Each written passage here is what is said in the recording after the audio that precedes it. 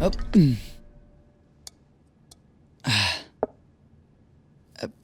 अब सब काम खत्म हो गया आज के। अब सोचा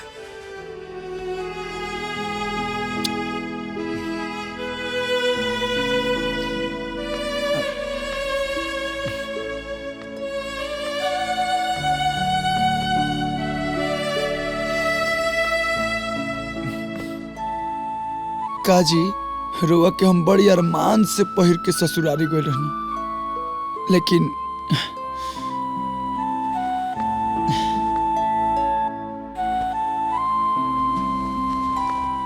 और तू हो तारा से ना हमरा अनु से गठबंधन भइल रहे, लेकिन तू तो हमरा लगे पड़ा।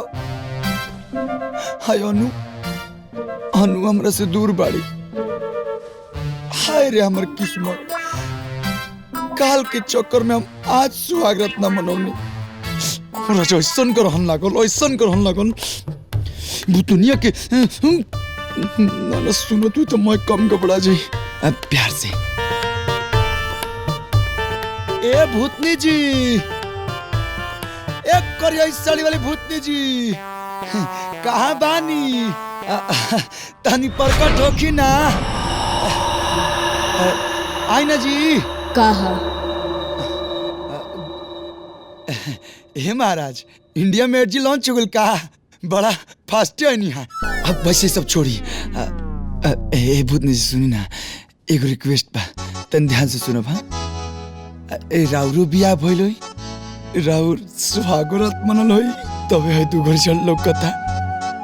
तो हमरा पैसन जुलुम काहे करतानी?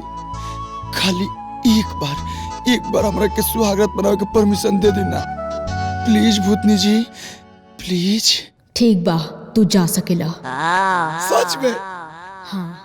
अरे हमारा ना ना ना ना, थोड़ा एक्साइटमेंट सुहागरात के। अरे ओ जोई। चलो कोई वो कबाब में हटी रहे, झाड़ चूट की परफ्यूम मार ली। अरे चाल में टाल तो यूज हुई।